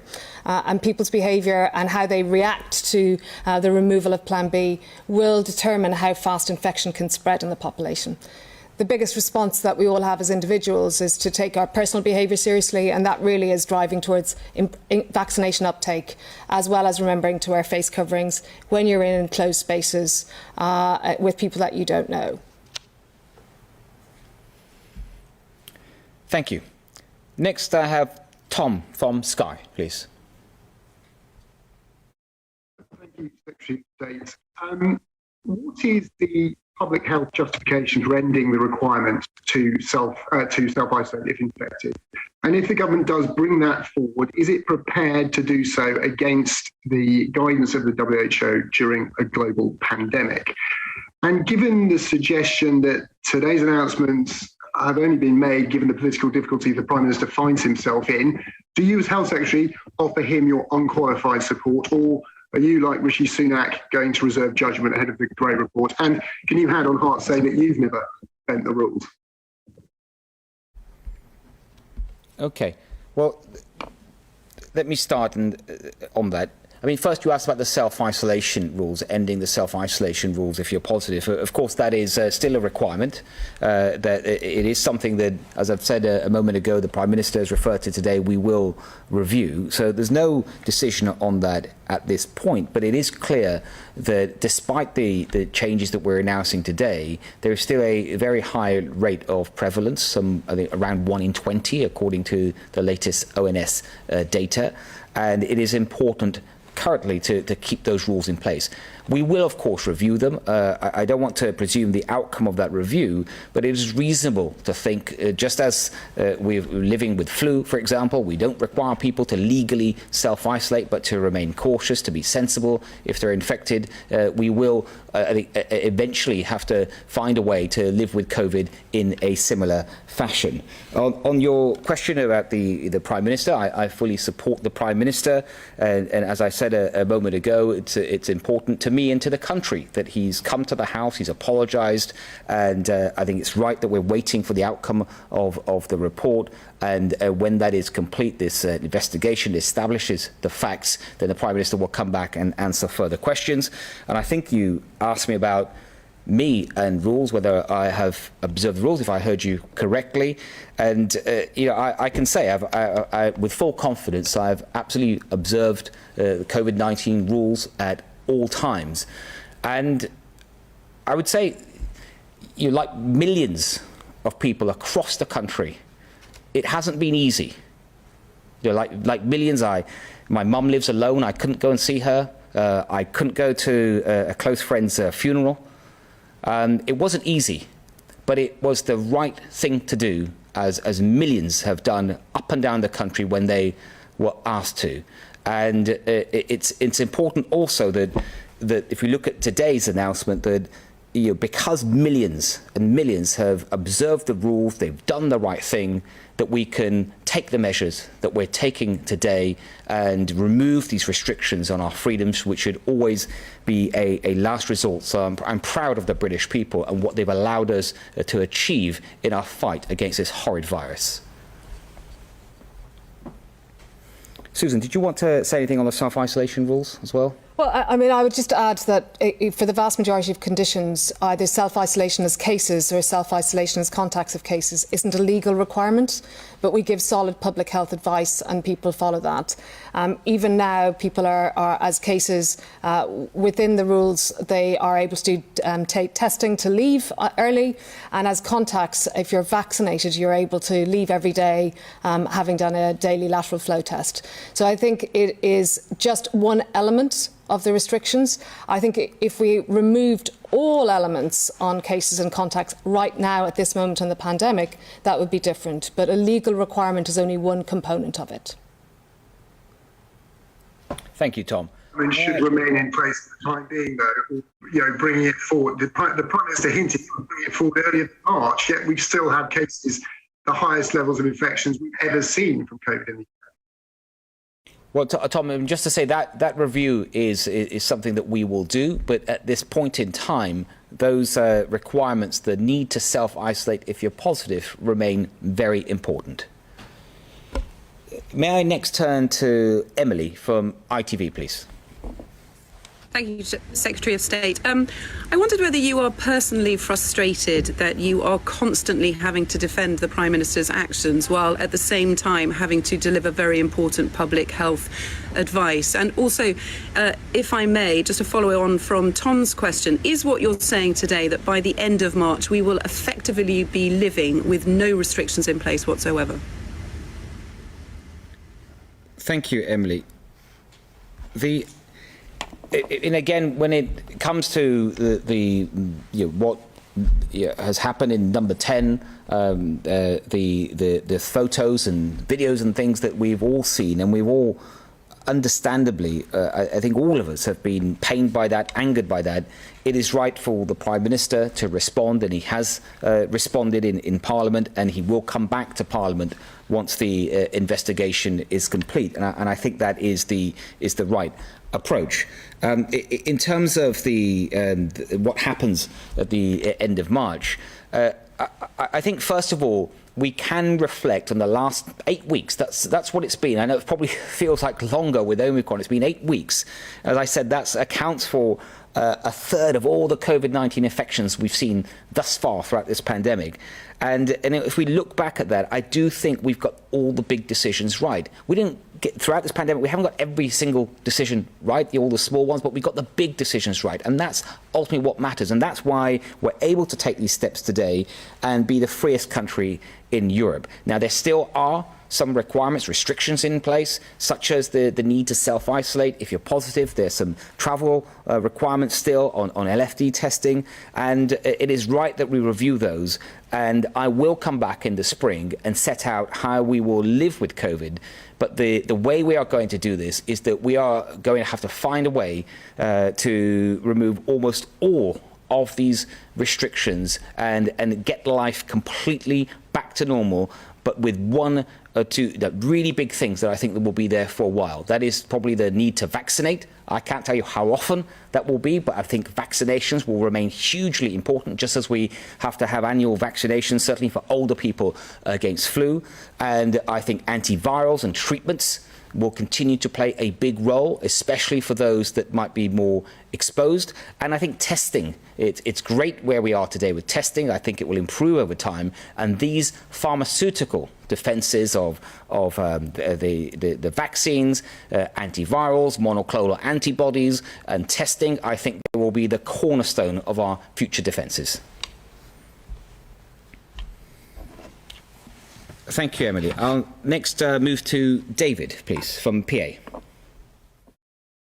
Health Secretary, the latest recorded daily deaths figure is 359. You're now lifting restrictions. Is this the kind of daily death toll you think the country has to be comfortable with as part of the shift to living with COVID? And after the events of the past few days, do you think the Prime Minister is living on borrowed time? And will you be throwing your hat into the ring in the leadership contest again? And to Dr. Hopkins, is the UK HSA completely comfortable with the measures that were announced today? And has any assessment been made of what they will do to cases, removing the legal requirements on face masks and the end of the work from home guidance? Good. Thank you for your question. Look, first on the daily death toll, it is throughout this pandemic some over 150,000 deaths that we've seen. People across the country have lost their friends, their loved ones, and of course, no one wants to see anything like that, and it's happened across the world. Thankfully, we're in a place today, because of the vaccines primarily, that the death rate has fallen dramatically. And as Susan had said earlier and shown with the data, with Omicron in particular, the number of people in intensive care is even lower now than it was before Omicron came along. And that's important. But again, we can't stress enough how important it is to get vaccinated, because that's the way to keep deaths low. You mentioned the number of people dying, and you mentioned the latest number. The numbers do vary day by day. There's some reporting differences depending on which day of the week that is picked. But if you look at the average daily death rate, the 7-day average, I think it's around 200 in England, which is a lot lower than it's been before, and we want it to get lower. And there's something else I think is important to point out about the death rate, which maybe Susan might expand on when I come to her. It is also with Omicron, we know that if we look at infections of people with COVID in hospital, we estimate around 40% of the people with COVID in hospital are there not because they've got COVID, they happen to have COVID. So it's what you might call an incidental infection. So they're not there being treated for COVID. And that's almost double the percentage that we saw with Delta. And that's important because the deaths that are being reported of people that were COVID positive within 28 days of passing away, that many of those people would not have necessarily died of COVID. And what we're seeing in hospitals, that proportion of roughly 40% not being there because of COVID is an indicator of that. What Susan might expand on is that the ONS has very detailed data on that, which I think they'll come out with shortly, where they look at the actual cause of death on death certificates, and I think that will be important data when it comes. Your second question, you asked about Leadership. Well, look, we have a leader. We have a prime minister. The prime minister is busy delivering for this country. He's delivered on Brexit. He's delivered on jobs. He's delivering on fighting this pandemic. And I've got a job, and that's a very important job, and that's health and social care. My job is to make sure that health and social care is the very best it can be in this great country. Susan. Great. So just I'll take it in two parts. So first of all, on the deaths within 28 days, we regard this as a leading indicator and something we monitor very carefully. But as the Secretary of State has said, it doesn't take into account people who've died with COVID, who've had a diagnosis. And given the very large number of cases that we've diagnosed in the last number of weeks, we will sadly see some people, particularly the very elderly, who die within 28 days of a case of COVID. So we look very carefully at the ONS data, and ONS data release their data weekly. However, in the last 2 weeks, it's always lagged because the death registrations need to come through. And we will continue to keep a monitoring on the number of deaths that we're seeing within 28 days and the number of deaths that ONS are reporting that are on the death certificate, so therefore related to the death in some way. And if we see those diverge, we will discuss it further and highlight the reasons for that. On the second part, which is the components of face coverings and working from home. So I think what we've seen is that case numbers have declined. It's people's behaviour that are going to make the difference over the next 4 weeks on whether those case numbers continue to decline, stay the same or rise. Clearly, when you're working from home, you have less social contact, but we're already seeing some people start to go back into the office and mix and socialise more. They need to do that carefully and within the guidelines, taking care, particularly when they're on public transport in indoor spaces and crowded places, to wear face coverings, to test regularly if they're going back out and meeting people, particularly those who are more vulnerable. And finally, to ensure that they've taken up that vaccination offer.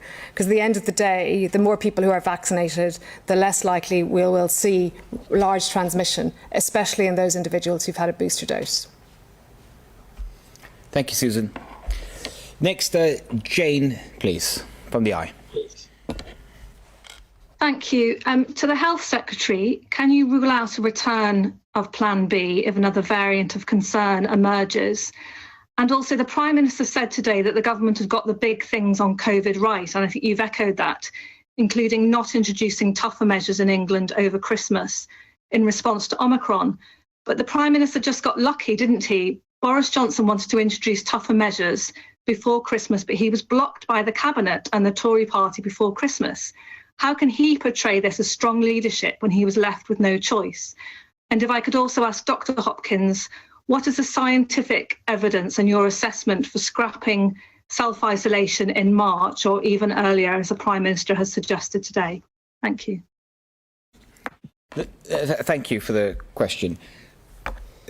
First of all, in terms of looking ahead, as I said a moment ago, this pandemic is still with us. It's not the end of the road. There will be bumps on the road ahead. None of us know what these bumps are going to be. There will be future variants. There are many variants between Delta and Omicron, but many of them, they weren't that dangerous and that much of concern. But then suddenly Omicron comes along, and then we all know what happened. So we have to remain vigilant for against future variants, and also learn from what we've done.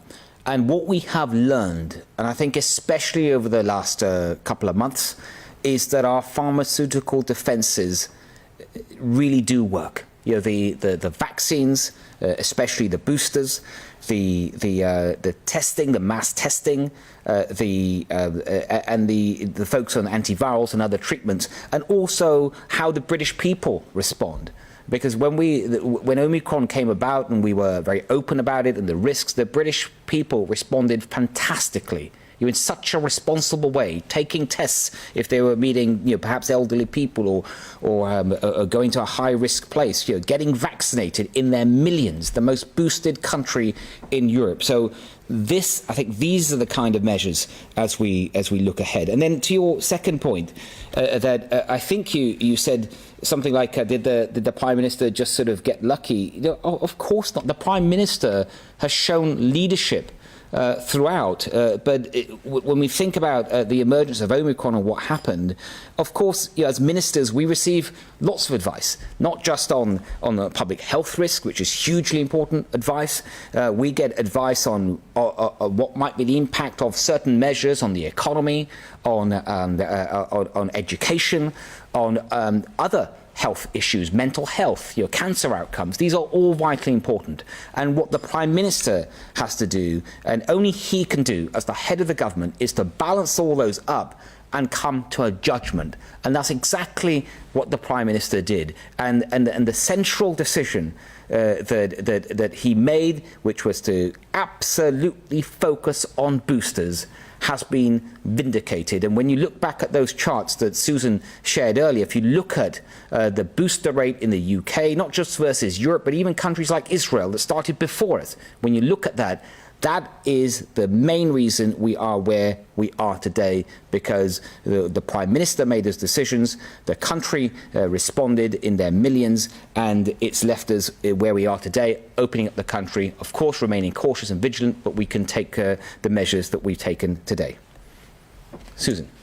So I think... well, we thought we'd let that run long. There's a lot there, some of it new, but also it sums up where we are in terms of the data as well and the government's plan. Interesting at the end there, the Prime Minister making the point that even compared to a country like Israel, very much leading the pack on its attitude towards pharmaceutical solutions for COVID, we are now, when it comes to boosters in the UK, ahead, 55% uptake to Israel's 53%. The key announcement, and it was really recapping partly and expanding on what the Prime Minister said at lunchtime, ending working from home, that's immediate. Next Thursday, forget vaccine passes, though if individual institutions want to keep on using them, they so can do. From next Thursday too, no legal mandate for the wearing of masks, though I see that Sadiq Khan, Mayor of London, saying they're still very useful and he'd like to see them carry on. We'll debate that, I'm sure, probably tomorrow. And from tomorrow too, no masks in schools. Just before we turn to Darren McCaffrey, our political editor, for some of those questions directed towards Sajid Javid, Health Secretary, about the politics of today and where he stands on things. Cases, I've been banging on about this every day. Cases have been falling for 2 weeks of Omicron. For 2 weeks they've been falling. To give you a sense of that, the high point probably the 29th of December, just before New Year's Eve, 225,000, now down to an average figure of 93,000. But as ever in all this, it's the hospitalisations that matter, down to 18,000 now. The number's falling, but only 703 people are mechanically ventilated, which is a much, much smaller number compared to the dark days of this time last year, when it was Delta, or at least at the very least, when we had fewer antivirals to treat people, and Omicron also producing weaker effects, more transmissible, less lethal, seems to be the gist of it. Just on the politics, and we'll turn to Darren with this thought. He said, Sajid Javid said, I couldn't be at a close friend's funeral. It's not been easy, he said, but he fully supports the Prime Minister. We are waiting for the result of Sue Gray's report, he said. Darren, he was asked a very direct question about whether he would throw his hat in the ring. Obviously, he's an old stager, Sajid Javid wouldn't be drawn on that, but not for the first time, senior politicians, including members of the Cabinet, are saying, just wait for Sue Gray's report, but then there's the ... They're not saying what they'll do then.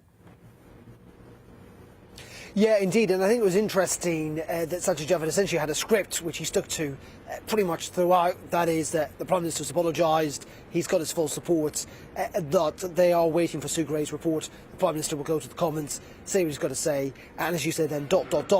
obviously wholly dependent on what Sue Gray concludes or sets out in that report. There were kind of moments, though, where you got a sense a little bit where he wants to make clear that he was pretty frustrated and he understood the anger around these parties that had taken place in Downing Street. You say he touched on some of the personal situations that he faced, not least of all that his mother lives alone and that he couldn't see her very often. And I think to a degree just kind of making that little space when he was also asked, of course, whether he had broken any rules, making clear that he had not. But on the whole, pretty supportive. sticking to a script, essentially, very determined that there are going to be no headlines from this press conference apart from those around the changes to Plan B. Just in terms of where we are with that, and there is politics, of course, around that, because we only are where we are in terms of Plan B because, and we must not forget this, that they got through the Commons only with the help of the Labour Party. There's that massive rebellion before Christmas, particularly when it came to vaccine passports. But the government pretty determined. They think they have now really turned a corner when it comes to Omicron. Though it must be said, and you were talking about cases there, they have gone up for the last 3 days in the UK. 108,000, I think, cases today. 7-day average is definitely down, but creeping up a little bit. I don't think there's any cause for concern. ONS figures still stating they're down, but they seem to be creeping up for some reason. But you have to take these things, of course, on the 7-day averages. But the big message overall here is essentially that there is a path. And I think that's what the Health Secretary wanted to get at. You heard it there about living with COVID time and time again. These restrictions being eased. We're expecting a further announcement when it comes to travel next week. But then the big milestone will be in March with a proper review about no restrictions at all, essentially. How do we live with COVID without restrictions? And that is where the Health Secretary really wanted to emphasise today that we are on a different road, he thinks, and the scientists seem to agree at the moment, out of this pandemic. Darren, thanks very much indeed. Darren McCaffrey there, who's had a very busy day in Westminster. Let's take you away from Westminster. Let's take you away from British politics. But this is something that British politicians are dealing with right now. We'll start with a question. Could you identify Ukraine, or the Ukraine, as we used to describe it no more, on a map?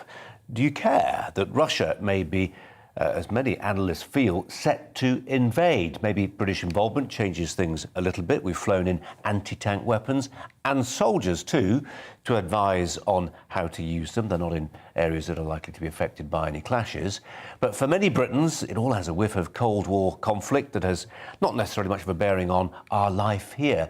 But if you live in a country which, like Ukraine, Moscow once thought of as its backyard, maybe you'd think very differently. One of those countries is Poland, whose foreign minister joins me now, I'm delighted to say. There's a deputy foreign minister, I should say, of Poland. That's Paweł Szymański. Deputy Foreign Minister, thank you so much for your time.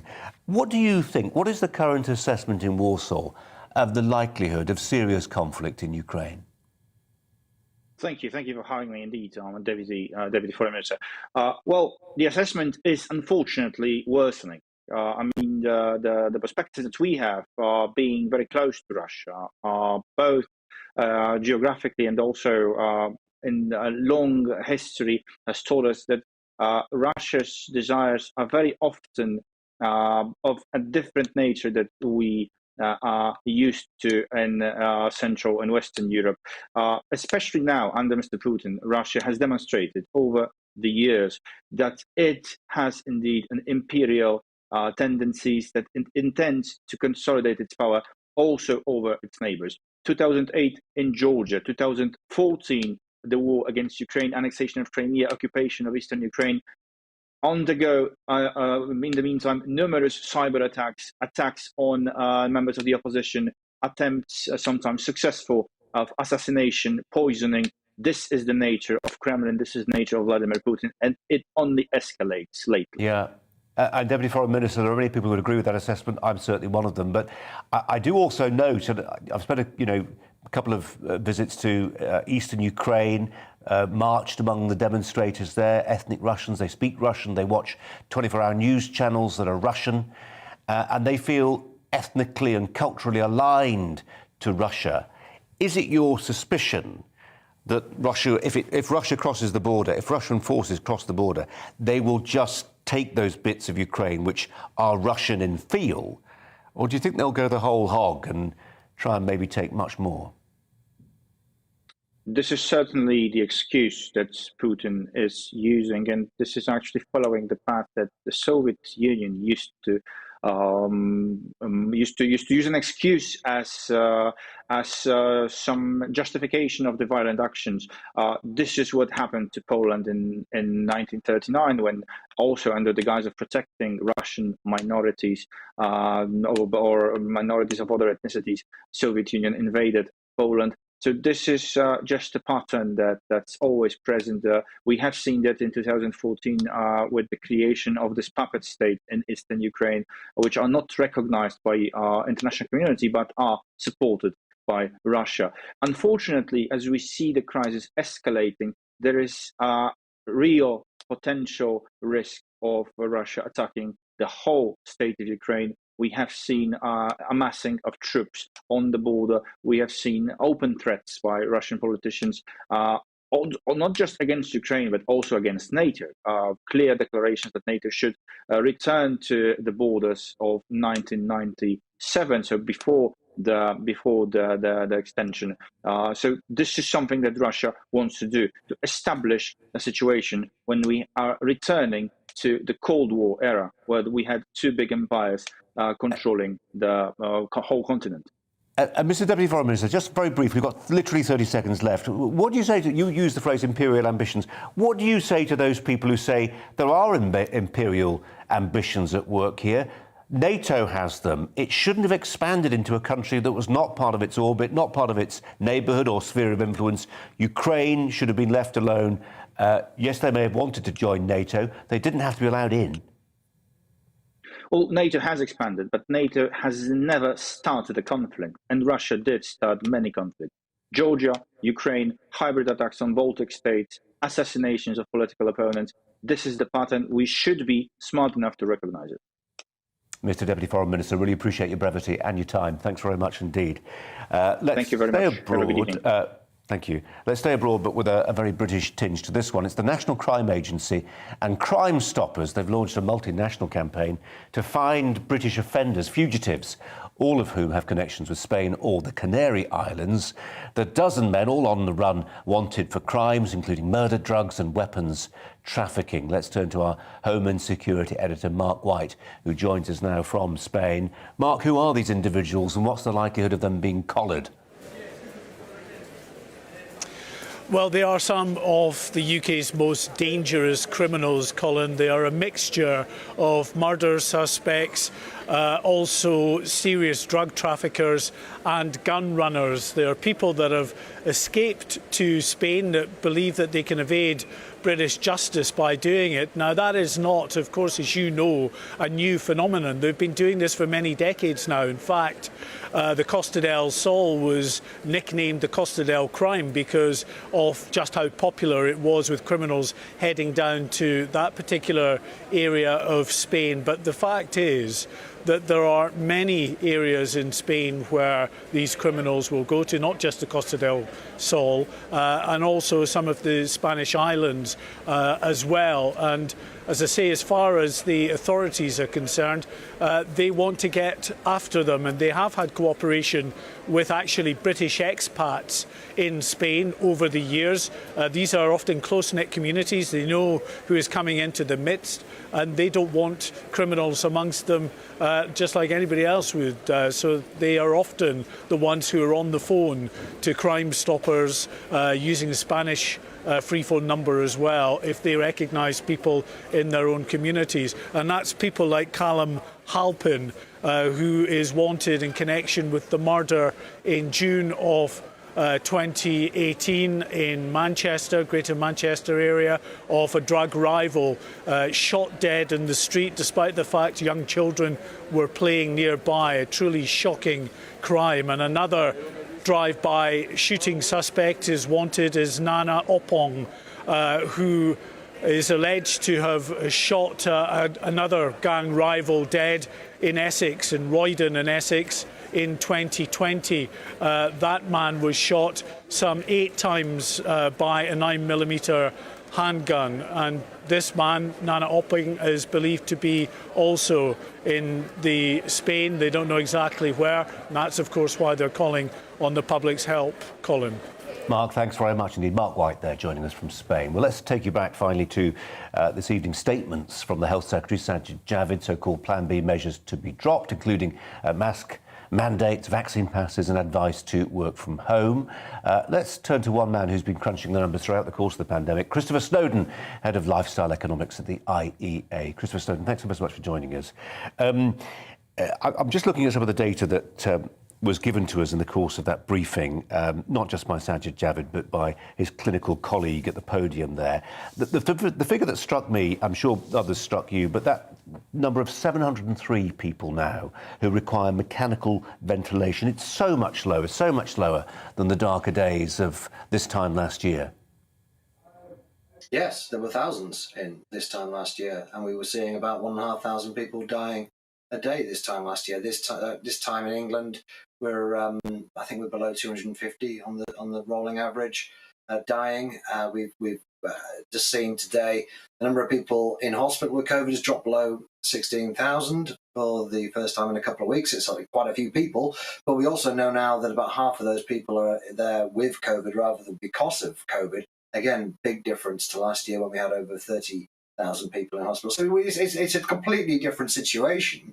I was very pleased to see Javid give full credit to the boosters and to the vaccines and the pharmaceutical side of this, rather than the non-pharmaceutical interventions that we were putting up with this time last year and have done for much of the last 2 years. I think it's a shame, actually, the government didn't put a bit more faith in the vaccines when Omicron came along, because I'm not sure that really these Plan B measures were ever needed. We'll never know. They may have had some effect on the margins. But when you're talking about the kind of infection rate we've been seeing over the course of Christmas, probably 300,000 people a day being infected, something on the margins doesn't really make a lot of difference. Yeah, and as the government in Westminster says, OK, we're going to relax restrictions now, I just wonder that there are sort of blockages in the pipe, aren't there? There's a question about how far sometimes the government's writ, how far Whitehall's writ runs, if you like. So they're saying, OK, no masks in schools. I think Mary Bousted from one of the teaching unions said, far too soon, far too soon. You've got the masks. From next Thursday, it no longer becomes mandatory, it's guidance. But already, Mayor of London, Sadiq Khan, has said, hang on, I'm in charge of that bit, and people need to keep on wearing them. Well, if it was down to the teaching unions, the schools had never been open in the first place. Kids wouldn't have been going to school for at least the last 18 months. And Sadiq Khan, he's a bit like Nicola Sturgeon in Scotland and Mark Drakeford in Wales. If you give these people a bit of authority, they will use every bit of power that they have just to show that they're different. There's very little evidence that the extra restrictions in Scotland and Wales have made any meaningful difference. When when Khan kept the masks on the London Underground last time after we had Freedom Day, it didn't make any difference, partly because people ignored it. Most people weren't wearing a mask on the Underground. A lot of people don't wear a mask on the Underground when it is the law. So at the end of the day, people will end up doing their own thing. People's behaviour has actually really closely followed the infection rate as much as it has the regulations over the course of the last 2 years. And I think now there's a growing sense that this really is winding down. We are in the end game. Heavily restricted Europe is still really struggling, both with its civil liberties, but particularly with its infection rate. I think in a couple of weeks' time, we're going to have one of the lowest infection rates in Europe and will be probably the freest country in Europe, or at least England will. Mm. And Sajid Javid has an aspiration to get to March. OK, there's a review underway to make sure that any remaining restrictions, other than things like a continuing regular booster programme and the antivirals for people who catch it, should be stripped away. For a lot of people, he feels like the man with the right instincts at this particular juncture. There's a libertarian instinct there, which I'm guessing you'd applaud. I do, and I hope it is there. I think it's certainly a refreshing change from Matt Hancock, who seemed to be very, overly cautious. We do need to wind things down. Of course, we need to keep an eye out for variants, and we're going to need testing apart from anything else for that. But I'm not sure how long we can continue doing well over 1 million tests a day. This is a very expensive way to be going about things for a virus that now, particularly if you've been vaccinated, of course, is really, generally speaking, pretty mild. People get it, and the biggest problem is having to self-isolate rather than the fear that they're going to be going to hospital, let alone dying. So at some point, of course, we have to, and unfortunately, a lot of people have said this more than once over the last year or so, but we do need to start living with the virus. It does feel like now is the time very much to do that, not just because Omicron is milder, but because we basically vaccinated everybody who we're ever going to vaccinate, and maybe we need to have another booster campaign going into Christopher, we've got to leave it there. I'm so sorry. Thanks very much indeed. It's time for the weather. Hello again. It's a cold day out there and feeling even colder in the wind that is coming from the north, but it is bringing clear spells alongside some wintry flurries in the far northeast mainly. That wind coming directly from the Arctic right now behind a cold front which cleared earlier in the day. That's cleared the skies, but under the clear skies it will turn even colder overnight with a widespread frost. So some wintry stuff across northeast Scotland. Snow flurries coming through in that strong northerly wind. Some accumulations over the mountains, a centimetre perhaps at lower levels in places. Quite hit and miss given